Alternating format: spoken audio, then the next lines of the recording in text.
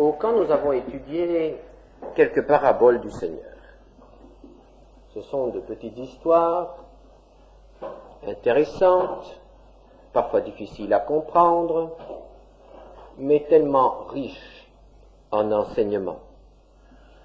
Et devant la richesse de ces paraboles, j'ai continué à lire certaines paraboles et ce matin, je voudrais partager avec vous quelques réflexions sur la parabole que nous trouvons dans Matthieu 18 au verset 21 à 35 et qui s'intitule « La parabole du serviteur impitoyable ». Matthieu 18, verset 21 à 35. Alors Pierre s'approcha de Jésus et dit « Seigneur, combien de fois pardonnerai-je à mon frère lorsqu'il péchera contre moi? Sera-ce jusqu'à 7 fois? » Jésus lui dit « Je ne te dis pas jusqu'à 7 fois, mais jusqu'à 70 fois 7 fois. C'est pourquoi le royaume des cieux est semblable à un roi qui voulut faire rendre compte à ses serviteurs.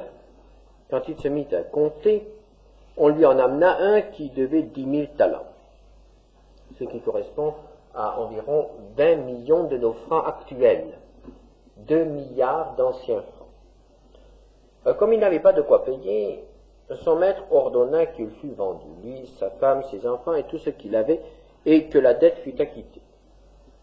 Le serviteur, se jetant à terre, se prosterna devant lui et dit « Seigneur, aie patience envers moi, et je te payerai tout. » Ému de compassion, le maître de ses serviteurs le laissa aller et lui remit la dette. Après qu'il fut sorti, ce serviteur rencontra un de ses compagnons qui lui devait 100 deniers. Ça correspond à environ 30 francs. Il le saisit et l'étranglait en disant « Paye ce que tu me dois. » Son compagnon, se jetant à terre, le suppliait, disant « Aie patience envers moi et je te paierai. » Mais l'autre ne voulut pas. Et il alla le jeter en prison jusqu'à ce qu'il eût payé ce qu'il devait. Ses compagnons, ayant vu ce qui était arrivé, furent profondément attristés, et ils allèrent raconter à leur maître tout ce qui s'était passé. Alors le maître fit appeler ce serviteur et lui dit « Méchant serviteur, je t'avais remis en entier ta dette, parce que tu m'en avais supplié. Ne devais-tu pas aussi avoir pitié de ton compagnon, comme j'ai eu pitié de toi ?» Et son maître, irrité, le livra au bourreau jusqu'à ce qu'il eût payé tout ce qu'il devait. C'est ainsi que mon Père céleste vous traitera si chacun de vous ne pardonne à son frère de tout son cœur.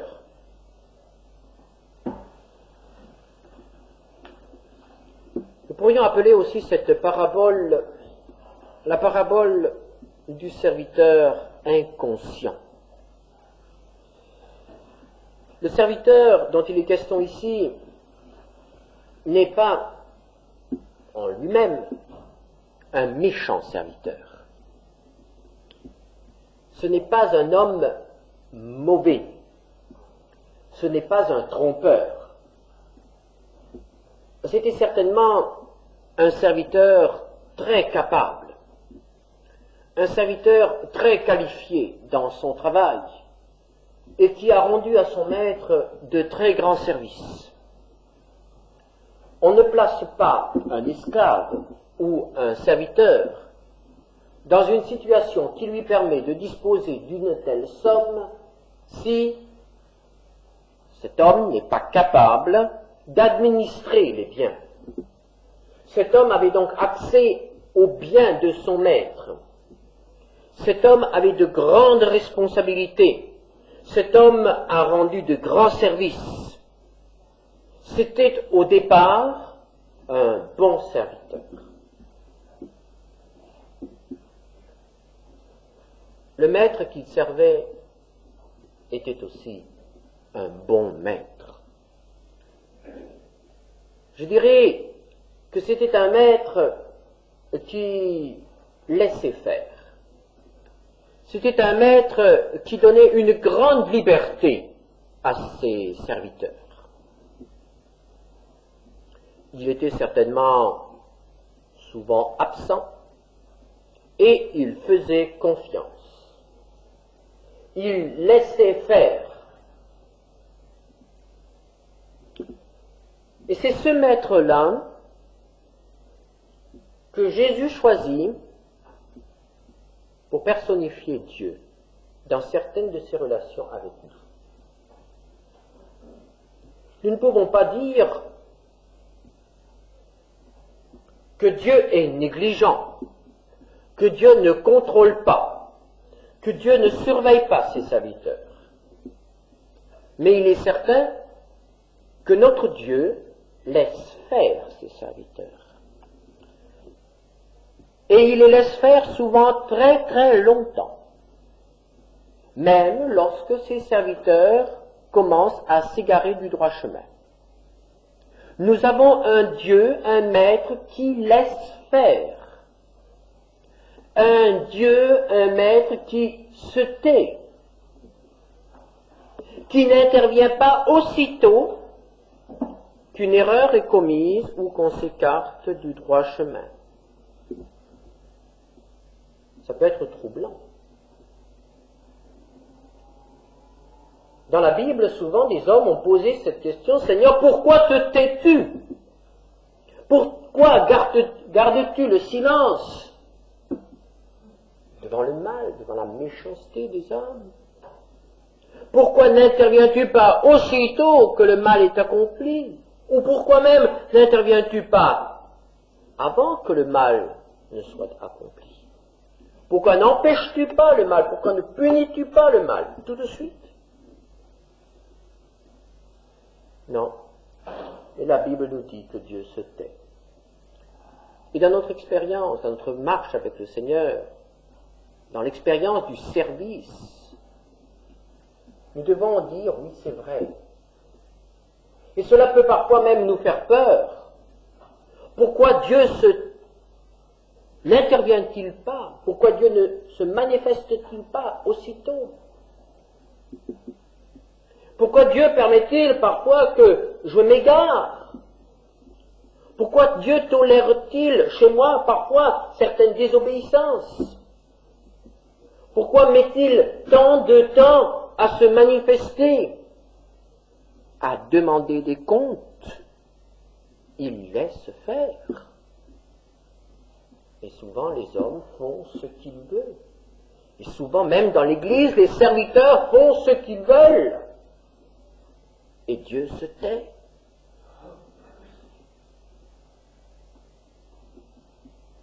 Quelle était l'erreur du serviteur? L'erreur du serviteur a été en quelque sorte de profiter du silence du maître et de croire que les biens que le maître lui avait confiés lui appartenaient en propre. Ou peut-être même, sans dire qu'il pensait que les biens lui appartenaient en propre,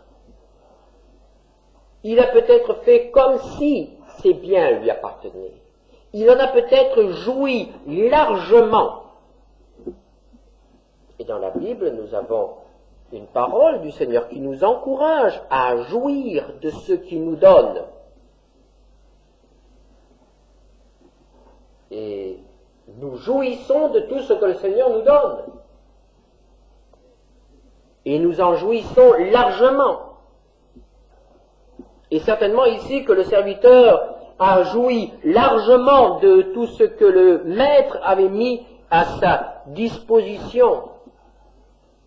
Et peu à peu, il a constitué une petite, et même, je dirais, une grande fortune personnelle aux dépens de son maître.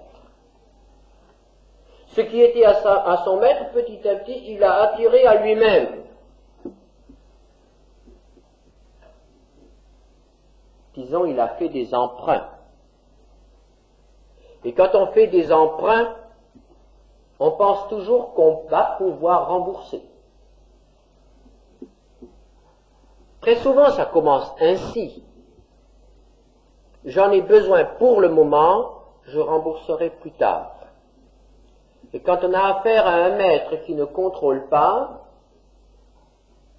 on se fie à sa propre capacité et on dit: j'arrangerai cela plus tard. On croit toujours pouvoir arranger cela un jour. Dans les affaires, lorsqu'il y a une faillite ou une banqueroute ou un crack, lorsqu'il y a quelque chose de grave, les responsables, la plupart du temps, ont toujours cru pouvoir arranger cela plus tard. Et dans la vie chrétienne, dans nos rapports avec le Seigneur, nous permettons certains compromis, certains interdits dans notre vie, nous permettons certaines situations dans notre vie, disant « j'arrangerai cela plus tard. Maintenant, je pars au plus pressé. Maintenant, j'essaye de m'en sortir. Et je réglerai mes comptes avec Dieu. Oui, je marcherai dans la sanctification. Oui, je serai droit. Oui, je serai honnête. Oui, je vivrai une vie à la gloire de Dieu plus tard. Je veux tout cela. Je sais que Dieu attend cela de moi. Mais je le ferai plus tard. Tout arrangé plus tard. Et pendant ce temps, le fardeau augmente. Pendant ce temps, la situation devient de plus en plus difficile. Et voilà qu'un jour, le maître décide de faire rendre compte à ses serviteurs. Et cette décision arrive trop tôt. L'heure de rendre des comptes arrive toujours trop tôt. Et on ne peut jamais se préparer pour l'heure de rendre des comptes, parce que c'est toujours trop tôt. Nous disons, il y a le temps, et Dieu tout à coup se manifeste et dit, c'est maintenant. Et lorsque Dieu se manifeste, pour nous, c'est trop tard. Et pour ce serviteur, c'était à ce moment-là trop tard. Car ce maître qui a gardé le silence n'était pas dupe. Ce maître qui a gardé le silence est quand même un Dieu d'ordre, un Dieu de vérité. Et si le jugement commence, si la remise en ordre commence, il faut que ça commence en haut. Très souvent, lorsque les hommes mettent de l'ordre, ils commencent à mettre de l'ordre par le bas et ménagent les grands. Mais chez Dieu, ce n'est pas ainsi. Dieu commence par les grands, c'est-à-dire ceux qui ont de grandes responsabilités. Et l'apôtre Pierre dit, le jugement va commencer par la maison de Dieu. Le jugement va commencer par l'Église. Le jugement va commencer par les serviteurs de Dieu. Le jugement va commencer par les enfants de Dieu. Le jugement commencera par là, par ceux qui ont de grandes responsabilités. Ensuite, le jugement passera sur le monde. Mais d'abord la maison de Dieu. Dieu mettra d'abord de l'ordre dans sa maison, dans ses affaires, parmi ses enfants.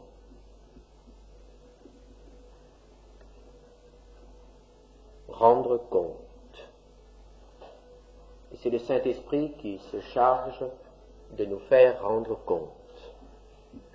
Lorsque le Saint-Esprit se manifeste dans la vie d'un homme, lorsque la lumière de Dieu est braquée sur la vie d'un homme, que de choses apparaissent.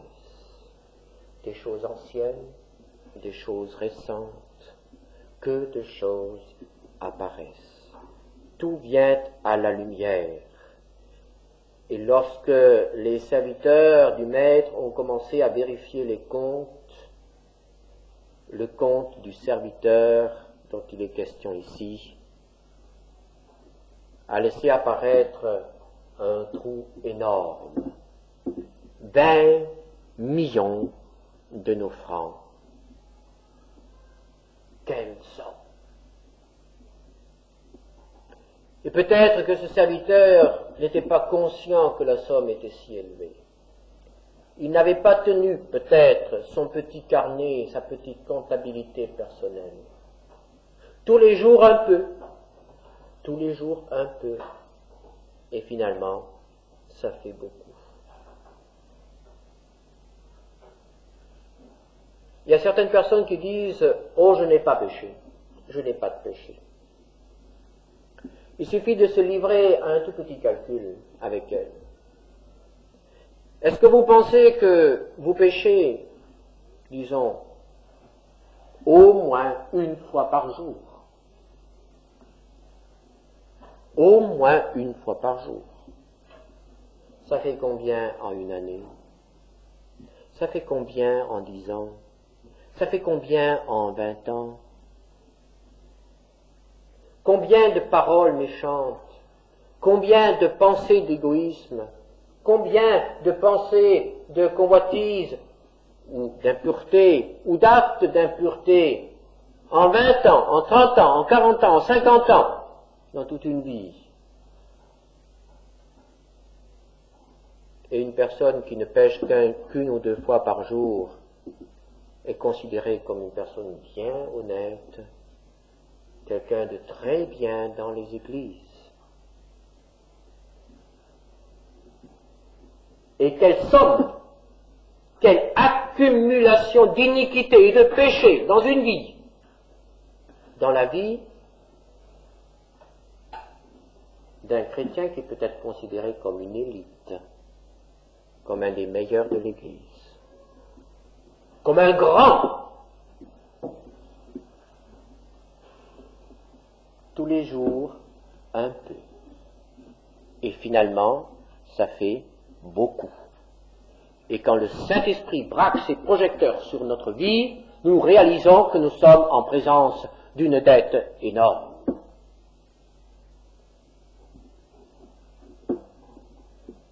Quel désastre! Quelle dette! Et cet homme est là devant sa faute. Il doit une somme fabuleuse.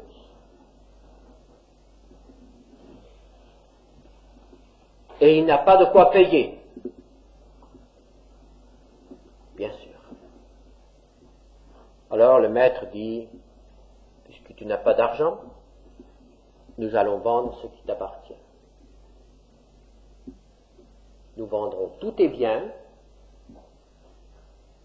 nous vendrons tes enfants, nous vendrons ta femme, et toi aussi, évidemment. C'est ainsi que cet homme se voit en un instant privé de tous ses biens, privé de sa famille et privé de sa liberté. C'est la banqueroute, c'est la confusion. Frères et sœurs, nous avons un Dieu qui se tait. Mais quand il parle, il nous met en présence de notre faillite. Il nous met en présence de nos dettes. Et que se passe-t-il alors? Alors on a pu voir cet homme qui se jette à terre, se prosterne devant le Maître, s'humilie et supplie, Seigneur, aie patience, je te paierai tout. C'est un homme qui s'humilie, c'est un homme qui veut réparer, c'est un homme qui reconnaît. C'est un bien, c'est une qualité. Et c'est ce que Dieu attend. Quelle que soit notre dette, quel que soit notre fardeau, il est prêt à pardonner. Il est prêt à remettre nos dettes. Le prophète Ésaïe nous dit de la part de Dieu, Ésaïe 1, 18, « Venez et plaidons, dit l'Éternel, si vos péchés sont comme le cramoisi, ils deviendront blancs comme la neige. Voilà notre maître. Un maître qui est prêt à pardonner, qui est prêt à remettre une dette immense. Ah, quel maître! C'est pourquoi ne restons pas avec nos dettes, ne restons pas avec nos fardeaux, mais venons à lui. Humilions-nous, demandons pardon, et il nous rétablira. Mais l'histoire continue. Ce serait une merveilleuse histoire si elle s'arrêtait là. Ce serait l'histoire d'un grand cadeau, l'histoire d'un grand amour, l'histoire d'une nouvelle chance, d'une nouvelle occasion dans la vie, d'un renouveau. Ah, quelle expérience pour cet homme! Au bord de la ruine, et tout est remis. Il peut tout garder.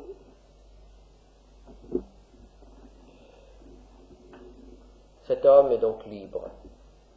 Cet homme est pardonné. Mais cet homme n'a pas été guéri. Son cœur n'a pas été guéri.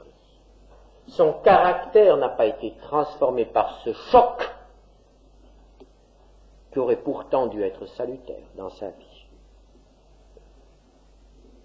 Il n'a pas réalisé la signification profonde de l'acte du maître. Et il a peut-être dit, il faut quand même que je sois un bon serviteur pour que le maître me fasse un tel cadeau. Il faut quand même que je sois utile au Seigneur, au maître, pour qu'il ferme les yeux sur une telle dette. Je suis donc quelqu'un de très bien. Nous pouvons tirer victoire de nos plus cruelles défaites. Et voilà cet homme maintenant qui se décide à vivre une vie droite. Il veut tenir sa promesse et il veut réparer. Je te paierai tout, a-t-il dit au Seigneur. Alors pour tout payer, il faut ramasser. Il faut récupérer. Il s'est engagé. Il n'a pas compris la grâce. Il a réalisé la sainteté de Dieu, mais il n'a pas réalisé l'amour de Dieu, il n'a pas réalisé le pardon de Dieu, il n'a pas réalisé la grâce de Dieu. Et maintenant, c'est comme s'il voulait payer. Il veut payer. C'est le chrétien qui, après une expérience de la sainteté de Dieu, se dit maintenant, mon petit ami, tu vas filer droit. Et il commence à veiller sur lui, sur lui-même. Il commence à faire attention, il commence à être très minutieux, très scrupuleux. Il commence à être ce qu'on appelle un chrétien légaliste. Et voilà ce chrétien légaliste. Ce chrétien qui devient de plus en plus minutieux, qui devient de plus en plus tatillon. Ce chrétien qui surtout veut imposer aux autres la loi de la sainteté. Ce chrétien qui va faire cette démarche que le Seigneur nous raconte dans une autre parabole, laisse-moi enlever ta paille de ton œil. Et il est toujours prêt à voir la paille chez les uns et chez les autres, à voir le petit défaut qui offense la sainteté de Dieu. C'est le chrétien qui va de l'un à l'autre, critiquant l'un et l'autre, et essayant de sanctifier les uns et les autres. Oh, ces chrétiens-là rendent de grands services. Parce qu'ils viennent à nous et ils n'ont pas peur de nous dire, oh, il y a encore un petit défaut là, il y a encore un petit accroc, il y a encore... Ça nous rend de très grands services. Et il faut remercier le Seigneur pour de tels chrétiens. Mais ne devenons pas de ces chrétiens-là. Ils sont nécessaires, mais il vaut mieux ne pas être de ceux qui font ces choses. Vous verrez pourquoi tout à l'heure. Le chrétien légaliste, qui a peut-être compris la sainteté de Dieu, qui a compris qu'il doit marcher droit avec Dieu, mais qui n'a rien compris de la grâce de Dieu, et qui veut imposer aux autres la loi de Dieu, une loi que lui-même ne peut pas accomplir. Et voilà le serviteur qui sortit rencontre un de ses amis, un de ses collègues, qui lui devait 100 deniers. 30 francs, et 30 francs, c'est 30 francs. Et quand on est obligé de payer 20 millions, il s'agit de ne pas laisser passer 30 francs. Et voilà cet homme qui se précipite vers l'autre, il le saisit, il l'étranglait. Ah, ces chrétiens qui vous étranglent parfois, je ne sais pas si vous en connaissez, ça m'est arrivé d'être un peu pris à la gorge par certains. Oui, c'est très bien, c'est excellent. Ces chrétiens qui vous empoignent comme ça et qui ne vous lâchent plus. Oh, ils ne vous lâchent plus. Jusqu'à ce que vous ayez reconnu votre culpabilité terrible. Vous lui devez quelque chose. Ça nous fait du bien, beaucoup de bien. Alors cet homme étrangle son frère. Et son frère crie, se jette à terre et dit, aie patience envers moi et je te payerai. Il dit exactement la même chose que l'autre avait dit au maître. Et pourtant cela ne réveille aucun souvenir dans le cœur de cet homme. Cela ne lui rappelle rien. Cela ne l'émeut pas. Et il va jusqu'au bout. Et il le jette en prison jusqu'à ce qu'il eût tout payé. C'est un cœur qui oublie. C'est un cœur qui est dur. Voyez-vous, frères et sœurs, souvent nous avons un cœur dur. Souvent nous avons un cœur qui ne se souvient plus de la grâce. Et parce que nous voulons devenir les avocats de Dieu ou les défenseurs de l'honneur de Dieu ou de la sainteté de Dieu, nous sommes durs envers les autres. Trop durs. Et nous les jetons en prison. Combien de frères et sœurs avons-nous privés de liberté parce que nous les avons empoignés une fois et nous n'avons pas su user de miséricorde envers eux. Trop souvent, nous sommes indulgents envers nous-mêmes et intransigeants envers les autres. Est-ce que nous savons pardonner? Car toute cette parabole tourne autour du pardon. Elle a été provoquée par la question de l'apôtre Pierre, au verset 21. Pierre s'approcha de Jésus et dit, « Seigneur, combien de fois pardonnerai-je à mon frère lorsqu'il péchera contre moi? Sera-ce jusqu'à 7 fois ?» Il y avait eu une petite histoire entre Pierre et les autres, certainement. C'était de nouveau cette histoire de savoir lequel d'entre les disciples était le plus grand. Au chapitre 18, verset 1er. Alors Pierre en avait assez. C'était toujours les mêmes qui voulaient être grands, et lui aussi, évidemment. Et alors, il avait déjà accepté cela plusieurs fois, et il avait déjà pardonné plusieurs fois, mais maintenant ça commençait à lui taper un petit peu. Et il s'impatientait. Et voilà que le Seigneur commence à parler du pardon. Pardonnez, pardonnez. Alors Pierre, qui est un brave homme, il dit, oui, je veux bien pardonner, mais quand même, combien de fois est-ce que je vais être obligé de pardonner? Je pardonne toujours aux mêmes, je pardonne toujours pour la même chose, et ça ne sert à rien, ils n'apprennent rien, ils ne comprennent rien. Est-ce qu'il ne faut pas changer un peu d'attitude? Combien de fois pardonner? 7 fois. Ah, Pierre a trouvé que 7 fois, c'était vraiment quelque chose d'extraordinaire, quand on pardonne 7 fois.